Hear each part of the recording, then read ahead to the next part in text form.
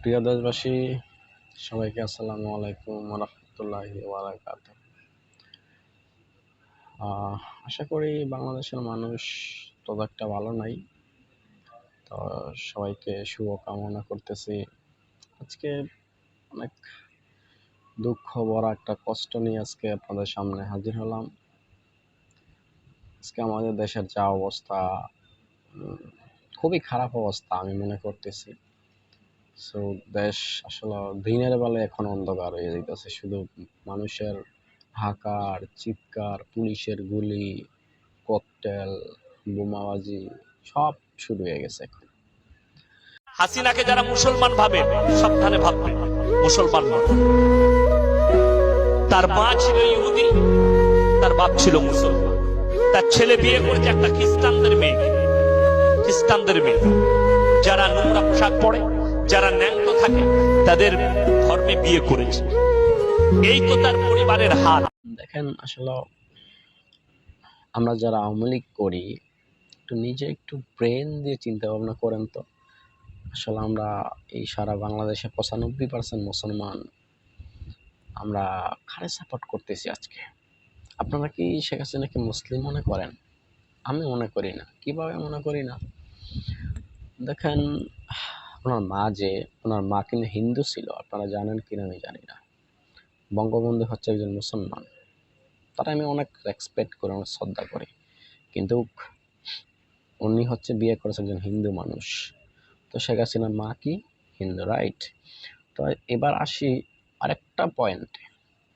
জয় আচ্ছা, জয় কাকে বিয়ে করছে? একজন খ্রিস্টানকে। তো আপনি যার ভিতরে একজন মা হিন্দু, ওনার ছেলের বউ একজন খ্রিস্টান, তাহলে উনি ওই জামাতকে রাজাকার বলবে না, শিবিরকে রাজাকার বলবে না, জঙ্গি বলবে না। এটাই তো স্বাভাবিক, আসলে এটাই স্বাভাবিক।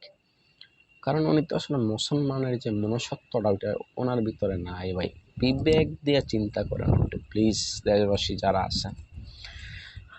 মানুষ, আমি মুসলিম, সবার আগে আমার আসতে হবে কি জানেন? ইমান।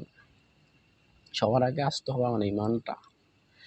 তো দেখেন, আমরা আওয়ামী লীগ করি, একটু আসলে নিজেই রিয়েলাইজ করলে বুঝতে পারবো যে আমরা কারে সাপোর্ট করতেছি।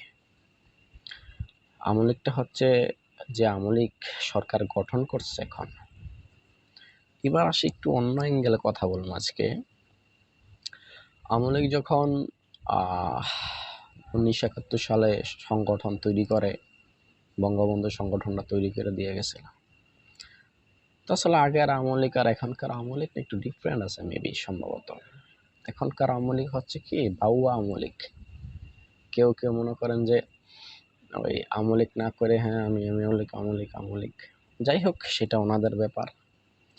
তবে আমি যতটুকু মনে করি, এই দেশে যখন এই কিছু পুলিশের গোলাগুলি, পুলিশের অত্যাচার, মানুষের হাঁকার, চিৎকার, দিনের বেলা অন্ধকার, গুলি ছোড়াছুড়ি, কত কিছু যাইতেছে আজকে, আপনি চিন্তা করছেন? দেখেন, এই দেশটাতে আপনারা এই যে 3 বাহিনীর প্রধান, আপনারা যারা মনে করেন, আসলে উনি কি আপনারা জানেন? উনি হচ্ছে শেখ হাসিনার কথাটা আবার বলতেছি। উনি শেখ হাসিনার খালাতো বোনের ঘরের ছেলে, যে 3 বাহিনীর প্রধান। আপনারা সবাই তো বলেন হ্যাঁ আমরা ডিফেন্সকে অনেক রেসপেক্ট করি, অনেক শ্রদ্ধা করি। অবশ্যই আমিও করি। তো আপনি যদি নিজের ঘরেই যদি ওনার পাওয়ার থাকে, তাহলে উনি বলতেই পারে যে আমার পাওয়ার চাই। এটা স্বাভাবিক, এটা আসলে দোষের কিচ্ছু না। উনি নিজেই বলতে পারে যে হ্যাঁ আমার পাওয়ার আছে। তো উনি 500 মানুষ কেন, উনি যদি 50,000 মানুষও খুন করে, যদি ডিফেন্স যদি 50 লাখ মানুষও মেরে ফেলে, এটা গুম করাটা ওনার কাছে মানে একদম বিন্দু পরিমাণও এটা কোনো বিষয় না, সামথিং ব্যাপার এটা। কিন্তু দেখেন, একটা সময় এরশাদ যখন দেশ শাসন করছিল, তখন একজন ছাত্র যখন মারা গেছে, উনি সাথে সাথে গদি থেকে নাইমা আসছে। কেন? ওনার ভিতরে মনুষ্যত্ববোধ ছিল, মানুষত্ব ছিল। যখন শেখ হাসিনা প্রেসিডেন্ট হবে, মানে আপকামিং অন্দায় উনি রানিং হইতেছে, ধরেন উনি চিন্তা ভাবনা করতেছে 2009 সালে, তখন ওই কথাটা উনি বলছে যে আমার বাবার খুনির বিচার আমি এই দেশে করব। এটা মনে থাকতে পারে আপনাদের, আমি জানি না সঠিক, তখন আমি ছোট, কিন্তু আমি বয়ানটা শুনছি ওনার বাবার বিচার উনি করবে, আসলে উনি করতেছে। দেখেন উনি জামাতরে কিভাবে পছন্দ করবে রে ভাই, কিভাবে পছন্দ করবে উনি জামাতকে? যেহেন জামাত হচ্ছে এরকম একটা দল, ইসলামিক দল, এটা হচ্ছে ইসলামিক একটা ফাউন্ডেশন। এটা আসলে দেখেন, মানুষ যদি কিছু শিখতে যায়, অবশ্যই মনে রাখবেন ভালো কিছু শিখতে গেলে আলেমের কাছে যায়। ওনার ভিতরে তো আলেম কি, কোরআন কি, দিন দুনিয়া কি, আখেরাত কি, এগুলো তো উনি জানে না। আমি তো বললাম ওনার ভিতরে, শোনেন, মানুষ যদি মানুষের মতো না হয় তাহলে আসলে সে মানুষ না। শিক্ষায় শিক্ষিতরা শিক্ষিত না রে ভাই, সুশিক্ষায় শিক্ষিতরা ইজ ইম্পর্ট্যান্ট, মোস্ট ইম্পর্ট্যান্ট। দেখেন আপনি নিক্সন চৌধুরী চিনেন বাংলার? অবশ্যই চিনবেন, এমপি। তারপর পলক, যে তথ্যমন্ত্রী, উনি হচ্ছে আপনার শেখ হাসিনার কি হয় জানেন, খুব কাছের লোক ওনারা। যেমন একজন খালাতো ভাইয়ের পরিচয় দিয়ে দিলাম, খালাতো বোনের ছেলের পরিচয় দিয়ে দিলাম, ওনারা সেম রিলেটিভ। আচ্ছা, আপনারা কি জানেন এই বঙ্গবন্ধুরে কেন মারা হয়েছিল? যখন 15 আগস্টে ওনারা মারা হয়, ঠিক ওই দিনই, এর পরের দিন উনি চাইছিল কি জানেন, এই দেশটাকে আমি রাজতন্ত্র করবো, এই দেশটা কি করবো, আমি রাজতন্ত্র করবো। কাজেই আপনি কি এই মিলটা কি এখন পান আপনারা? অবশ্যই এটা পাইবেন। কিভাবে? দেখেন, মাননীয় প্রধানমন্ত্রীর যদি ওনার ঘরের ভিতরে ডিফেন্সের প্রধান থাকে, তারপর এমপিগুলো ওনার ঘরের মানুষ থাকে, তাহলে ওনার ঘরের ভিতরে ওই গন্ধটা কি আসে না? আপনারা কি মনে করতেছেন এখন? তবে এই সরকারের পতন অবশ্যই অতি নিকটে। মানুষের ভিতরে লোভ থাকাটা ইম্পর্টেন্ট না, কিন্তু এরকম লোভ করিও না যেটা তোমার জন্য খুবই ভয়ঙ্করভাবে এটা অ্যাকশন হইতে পারে, এরকম লোভ করা যাইবে না। বঙ্গবন্ধু যেটা চাইছিল 1971 সালে দেশ স্বাধীন করার পর, উনি চিন্তা ভাবনা করছে যখন ডালিমের বউর অত্যাচার করে, উনি মনে করছে তো আমি তো এখন আমারই সব, এই দেশটা তো আমার হয়ে গেছে। উনি বলে নির্যাতন করে ডালিমের বউকে মারছিল এই আর্মির মেজর। তো যখন ওনার বউরে নির্যাতন করে ওনার ছেলে, আপনারা জানেন কিনা আমি জানি না, এই এই এই অধ্যায়গুলো আমি জানি ভাই। তো বঙ্গবন্ধু বলছিল যে এই বয়সের ছেলেরা এগুলো করতেই পারে, বিচার করে নাই। তো একটা সময় ঘোষণা দিছে যে এই দেশটাকে রাজতন্ত্র করবে। মোস্তাক সাহ, মেজর ডালিম, ওনারা চিন্তা করছে এই দেশ যদি রাজতন্ত্র হয়ে যায় তখন এই দেশটার মানুষের গণ অধিকার কিচ্ছু থাকবে না, কোনো গণ অধিকার নাই। যদি গণ অধিকার না থাকে তাহলে মানুষের কোনো দামও নাই। দেখেন ঠিক এই কারণে এই বঙ্গবন্ধুরা মারা গেছে। উনি রাজতন্ত্র চাইছিল, আসলে অন্য কিচ্ছু না, রাজতন্ত্র চাইছে, এই কারণে মারা গেছে। তারপরে এখন আছে শেখ হাসিনার প্ল্যানিংটা হচ্ছে কি, শেখ হাসিনার প্ল্যানিং হয়েছে এই জায়গার ভিতরে উনি যখন গড়ের মানুষগুলা সব এক একটা জায়গার ভিতরে উনি এমপি মন্ত্রী সব বানাইতেছে। এই যে এখন ধরেন কোটার আন্দোলনটা চলতেছে, কেন কিভাবে কোটার আন্দোলন, কোটাটা দিয়ে কি করতে চাইছি? আপনি দেখবেন পুলিশের চাকরি নিতে গেলে, তোমার বাবা কি আওয়ামী লীগ করছিল? জি স্যার। হ্যাঁ ঠিক আছে, ওকে 10 লক্ষ টাকা দাও, দিয়ে দিতেছি, তুমি পুলিশের চাকরি পাইলা, বা সমস্যা নেই, কোনো প্রবলেম নেই। এই তোমার বাবা কি করে? স্যার আমার বাবা তো কোনো দল করে না। তোমার বাবা দল করে না? তোমার বাবা কি বিএনপি ছিল? জি স্যার বিএনপি ছিল। হাই, দূরে থাকো, এখানে আইসো না। আচ্ছা, এখানে বলেন তো, এই যে আওয়ামী লীগ তোমার বাবা আওয়ামী লীগ করে, এটা কি বোঝানো হচ্ছে? নিজের ব্রেন দিয়ে চিন্তা করেন ভাই। এটা হচ্ছে যে আহ, কি বলবো আপনাদেরকে, এটা হচ্ছে এরকম একটা প্ল্যানিং, মানে খুব রিল্যাক্স ভাবতে হইব। দেখেন, আওয়ামী লীগ করে তুমি, তার মানে একজন আওয়ামী লীগের সন্তান। আর যেই দেশটার আওয়ামী লীগ করে, তুমি ওই দেশে তুমি চাকরি পাইবা। তোমার বাবা আওয়ামী লীগ করে, তুমি চাকরি পাইবা। এরকম করতে করতে করতে করতে যখন একটা একজোট হইব, প্রত্যেকটা ঘরে আওয়ামী লীগ থাকবো, প্রত্যেকটা ঘরে, তখন কিন্তু ওই যে ওনার বাবা যেটা চাইছিল ওইটা হাসিল করানো সম্ভব। রাজত্ব মানে রাজতন্ত্র দেশ করা পসিবল। এই কারণে উনি কোটার যে বিষয়টা, আসলে উনি ভাবতে পারেন যে এরকম বিষয়টা, উনি তো ভাবছে সবই আমার। তুমি, তোমার বাবা যেটা চাইছিল, যেই কারণে মরছে, তুমিও ঠিক ওই কারণটা চাইতেছো।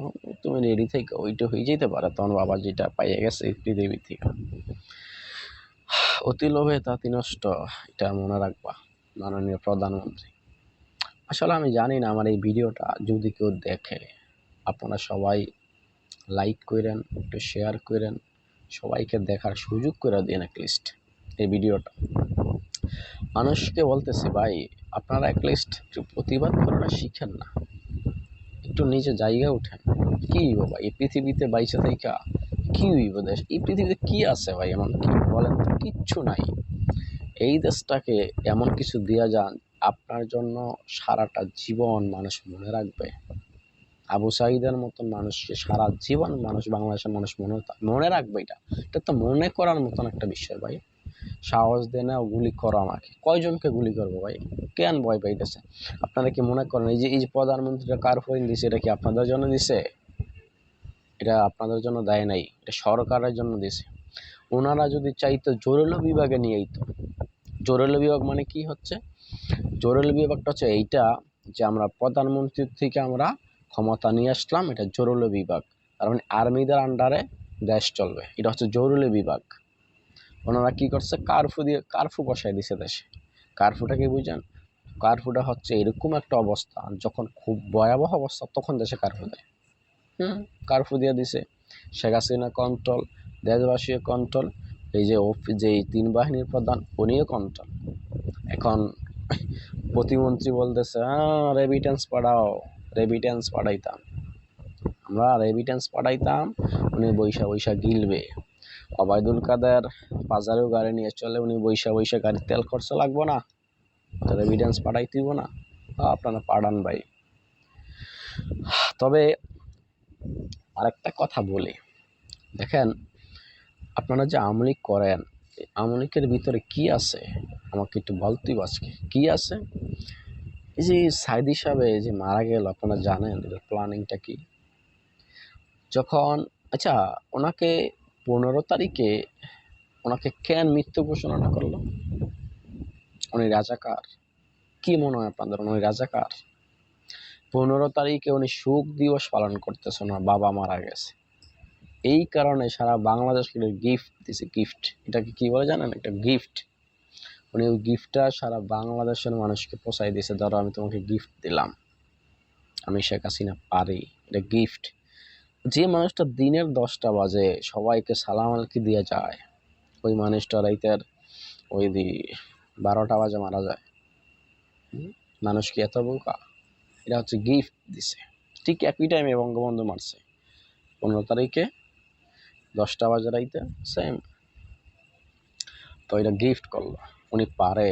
তবে আপনারা যারা জামায়াত ইসলাম আছেন, বিএনপি আছেন, হেফাজতে ইসলাম আছেন, শিবির আছেন, অন্য যারা সংগঠন আছে ভাই, এটা রাক্ষস। এই প্রধানমন্ত্রী হচ্ছে রাক্ষস। যদি আপনারা ওনাকে ক্ষমতার থেকে না নামান, তাহলে কোনো দিন এই দেশ বাঁচবো না, ধ্বংস হয়ে যাবো ভাই। আর 5টা বছর অপেক্ষা করেন। এটা কি 2024? আগামী 28 সাল পর্যন্ত অপেক্ষা করেন, দেশ শেষ। উনি এই দেশে এমন একটা গোলাগুলি, অত্যাচার, মারামারি সব কিছু এই দেশ থেকে নিয়ে ভাগবো। আর এই দেশটা দিয়ে যাবে কি? শুধু জিরো রেজাল্ট। আর্মিদের সাথে দেখবেন, মনে রাখবেন, পাবলিকের প্রচণ্ড পরিমাণ তর্ক। উনি হারতে চাইতো না কেন? আমি তো বললাম, ওই যে 3 বাহিনীর প্রধান আত্মীয় ভাই, আমার কথাগুলো খোঁজ করে নিয়ে দেখ। উনি 3 বাহিনীর প্রধান, উনি আত্মীয়। দেখেন, আরেকটা কথা বলি আপনাদেরকে, যখন এই পিলখানার হত্যাটা এটা কিভাবে হয়েছিল আপনারা জানেন? ইন্ডিয়ার থেকে একটা ফোর্স আছে, মানে ওরা যদি 1 মাইল দূরে আছেন আপনার, ওইখানে যদি ওরা ট্যাঙ্ক দিয়ে যদি বলে আপনার কপালের ভিতরে গুলি করবো, ঠিক সেম জায়গায় পড়বো। এই ফোর্সগুলা এই বিডিআর এর সাথে ডেইস পইরা এই ফোর্সগুলা আর্মিদেরকে ডাকায় আনছে। এটা হচ্ছে যে আইনমন্ত্রী নাকি আইনমন্ত্রী সম্ভবত বেশি, উনি ডাকায় আনছে, তোমাদের সাথে মিটিং আছে আসো। তো যখন মিটিং আছে আসো, আর্মির যে অস্ত্রগুলা, এই অস্ত্রগুলা রেখে দিছে। রেখে দেওয়ার পর আর বিডিআর অস্ত্রগুলা আগে ঢুকে নিয়ে বসে দিছে। যখন এই 58 জন আর্মি মেজর কর্নেল যারা অন্য হাই সোসাইটিতে ছিলেন, ওরা কিন্তু ঠিক একদম স্ট্রং আর্মি ছিল। ওরা কোনো সরকারের কথা বলতো না কোনো কারণে, দেশের মানুষের কথা ভাবতো ওরাই। ওদেরকে মারা দিয়েছে, মানে ঘায়াল করছে। এটা মারা কয় না, এটা হচ্ছে হত্যা, গণহত্যা বলা হয়। তারপরে যখন এই এখনকার যে 3 বাহিনীর প্রধান, ওর কথা বলতেছে আবারও, যখন আর্মিগুলোকে মারবে প্ল্যানিং করতেছে, এরকম প্ল্যানিং হয়ে গেছে অলরেডি, 2-3 জনকে মারতেছে, ওনাদের সব অস্ত্র কিন্তু বাহিরে গেটের সামনে। কথাগুলো কিভাবে বলতেছি, আমারই এক ভাই, উনি আমাকে বলছে, উনি এই আপনার ইতে চাকরি করত, আর্মিতে চাকরি করত। উনি আমাকে বলছে এই কথাগুলা।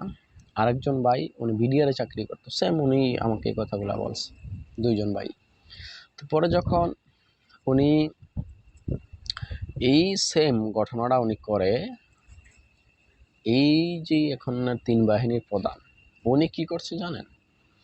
যখন উনি সব মারতেছে আর্মির প্রধানগুলো, এই আর্মির কর্নেলগুলো, আর্মির মেজরগুলো সব মারতেছে, উনি অস্ত্র ধরে সব রেডি, উনি ঢুকবে গেট ক্রস করে, ঠিক তৎক্ষণাৎ একটা ফোন আসছে ওনার কানে যে হ্যাঁ, তুমি সব অস্ত্র টস্ত্র গুছিয়ে নিয়ে চলে আস।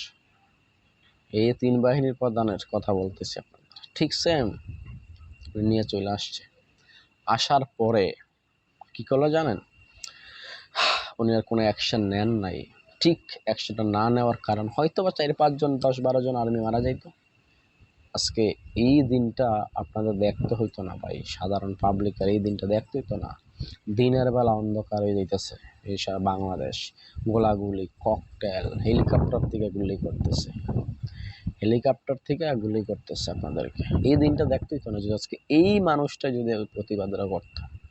আপনি বুঝেন, এই মানুষটার কারণে আজকে দেশটার এই অবস্থা, 3 বাহিনীর প্রধানের কারণে।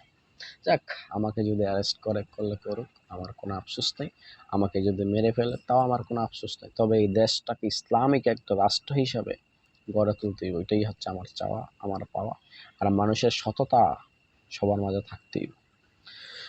অনেক কথাই বললাম, যদি ভুলভ্রান্তি হয় আমাকে মাফ করে দিয়েন। আসসালামু আলাইকুম ওয়া রাহমাতুল্লাহি ওয়া বারাকাতুহু।